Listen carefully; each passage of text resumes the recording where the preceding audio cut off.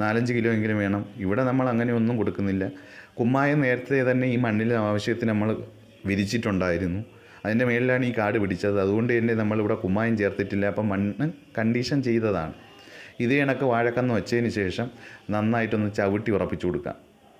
അപ്പോൾ ആ വളഞ്ഞിരിക്കുന്ന ഭാഗം നിങ്ങൾ നോക്കി യഥേഷ്ടം നിങ്ങൾക്ക് കുല എങ്ങാട്ട് വീഴണമോ അതനുസരിച്ച് നിങ്ങൾക്ക് ഇഷ്ടമുള്ള ഭാഗത്തേക്ക് തിരിച്ചു വയ്ക്കാം. വാഴക്കന്നിൻ്റെ ചുണ്ട് മാതൃവാഴയിൽ നിന്ന് വേർപെട്ട ഭാഗം എങ്ങാട്ട് തിരിച്ചു വയ്ക്കുന്നോ ആ ഭാഗത്തേക്കാണ് കുല വീഴുന്നത്.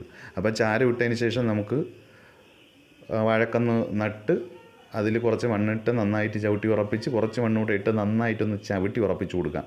കാരണം വാഴക്കന്ന് പിന്നീട് മറിഞ്ഞൊന്നും വീഴരുത്. വാഴ കുലച്ചതിന് ശേഷവും നല്ല കന്നിന് നല്ല പിടുത്തം വേണം മണ്ണിൽ.